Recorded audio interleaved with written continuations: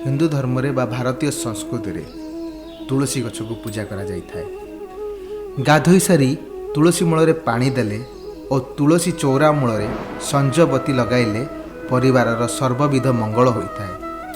गृहरु अशांति दूर हुए, सर्वदेवादेवींकर आशीर्वाद मिले, मन रे पवित्रता आसे, मन रे चेतना शक्ति वृद्धि हुए।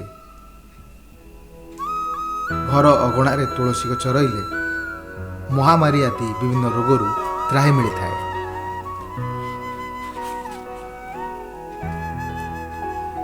एथिपाई कहीं केते कालरू घर अगणा रे तुलसी गछ को लगा जाउथुला और प्रतिदिन गाधई सारी तुलसी गछरे पानी देउथिले। यह द्वारा केवल अम्लजान बा ऑक्सीजन मिले नहीं, तुलसी गछ अनेक जीवाणु को नष्ट करिथाए, मशा मान को दूर करिथाए, विभिन्न रोगरू उपशम मिलता है। तुलसी को आचमन करथांती बा तुलसी पत्र लोक खाइथांती। तुलसी जो झड़ीकिरी तले पड़थिबा झड़ा तुलसी बा झड़ा तुलसी पत्र रे झाड़ी देले पिलांकर एवं बड़ंकर जो कुदृष्टि पड़ी थाए बा खराब दृष्टिकार पड़ी थाए ता दूर होता है।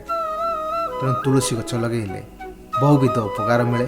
तुलसी पत्र खाइले थंडा आदि रोगरू मुक्ति मिलता है, माइग्रेन भी अनेकांश मुक्ति मिले। तेणु तुलसी गछ लगेवा सह एथिरे पानी देवा अत्यंत शुभदायक एवं स्वास्थ्य पक्षे हितकारी।